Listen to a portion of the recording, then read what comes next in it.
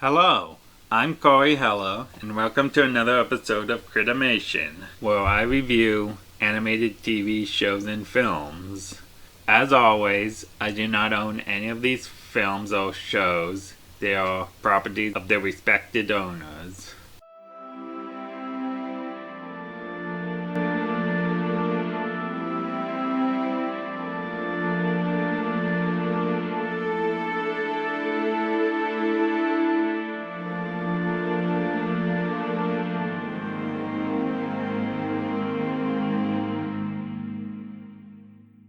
Welcome to the first episode of a three-part saga that focuses on the Western genre. The first topic we will be discussing is called Paw and Order, which is an episode from the New Adventures of Winnie the Pooh. The episode begins with the characters performing a play hosted by Christopher Robin. The play is called The Legend of Sheriff Piglet. When the main cast, consisting of Pooh, Tigger, Piglet, Rabbit, and Eeyore, arrive at a western town, only to find the inhabitants of prairie dogs leaving because Nasty Jack and his gang are arriving. And to make matters worse, Piglet is named the new sheriff. After Piglet is threatened by Nasty Jack, Rabbit is forced to serve root beers and banana splits at the saloon, and a failed rescue attempt by Tigger leaves them all tied up. Literally. Thankfully, Pooh shows up in a Lone Ranger-like role, and Jack and Pooh start shooting at each other with ice cream scoops, as guns were not allowed on the show.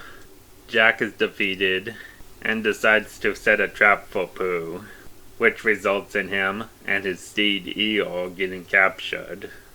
Jack then challenges Piglet to a showdown at sundown, and while reluctant, Piglet realizes that he must, for the sake of the town.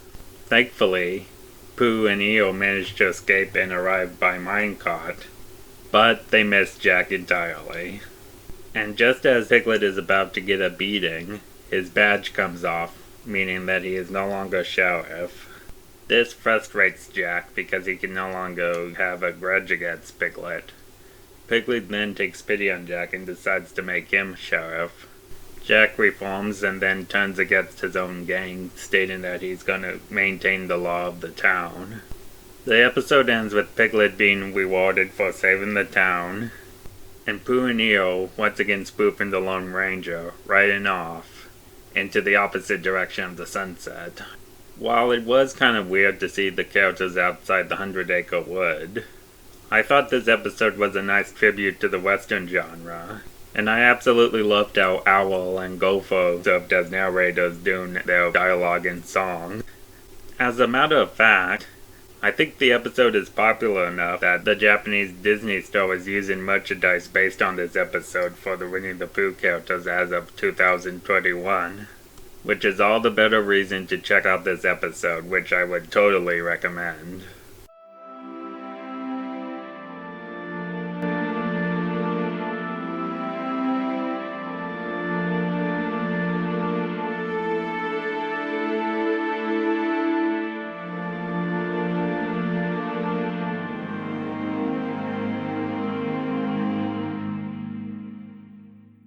Our next topic is the Looney Tunes short, Drip Along Daffy, directed by Chuck Jones. After the sheriff is shot in a lawless western town, Daffy decides to take over as the new sheriff.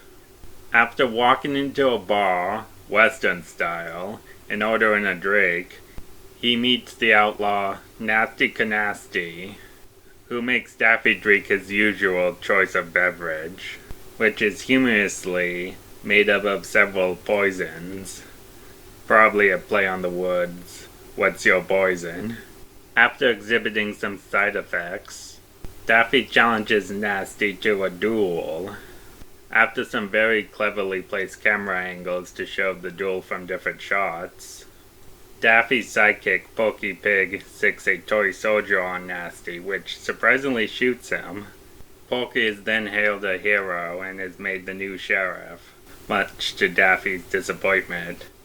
Thankfully, he still gets to clean up the one-horse town, in a literal sense. The cartoon was a turning point for Daffy because in the past he had been portrayed as a screwball. After the success of Chuck Jones's Hunter trilogy, Daffy was transformed into a narcissistic spotlight-seeking duck with bad luck, who, unlike Bugs Bunny, who would have been able to take on Canasti no problem, Daffy is definitely out of his league with this guy. In addition, Porky Pig gets a different dynamic with Daffy. In the past, they were enemies. Starting here, Porky would become Daffy's loyal sidekick, often billed as the comic relief, even though he's way more competent. This dynamic would continue throughout Chuck Jones's career with shorts such as Duck Dodgers and Deuce, you say. The main reason I would recommend this short is not just because it was a turnaround for the characters, but also because it was a parody of the Western genre itself. Not only is there an obvious reference to the Lone Ranger, but Porky's opening song is a parody of the sentimental cowboy songs. The song itself references Gourd Gulch, which is the nickname of an intersection where old Western stars would hang out in Hollywood. And while it was definitely testing grounds of what would come for Daffy Duck, I think this is definitely a must-watch for any Looney Tune fan.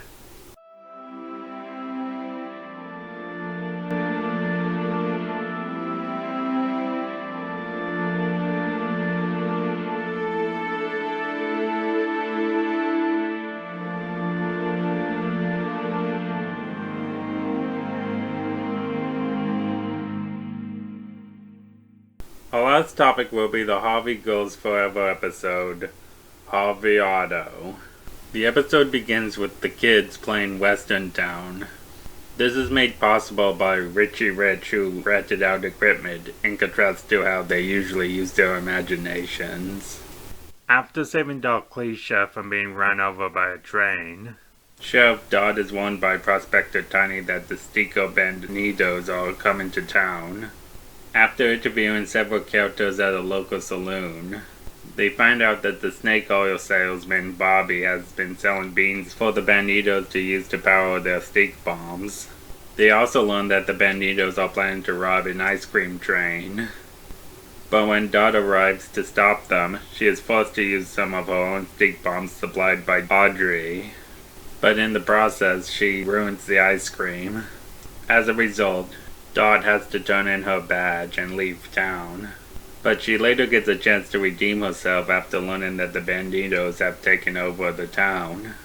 She then challenges the Bandidos' leader, Melvin, or Melly the Kid in this case, to a duel, and she wins by shooting a rubber band at his stink bomb.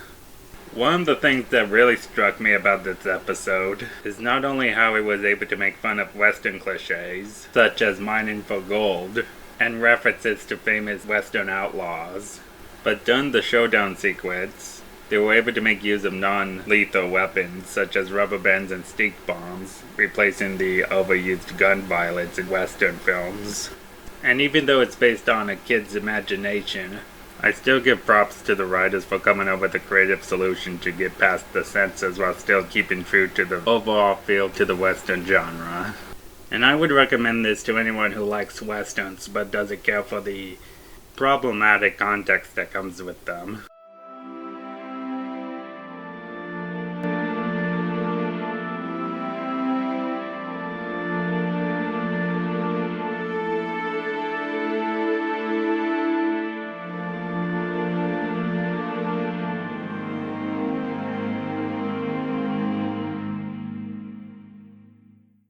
Thanks for tuning in to Critimation. Don't forget to like and subscribe, and follow me on Twitter, or support me on Patreon. I'm open to suggestions, and I will see you next time.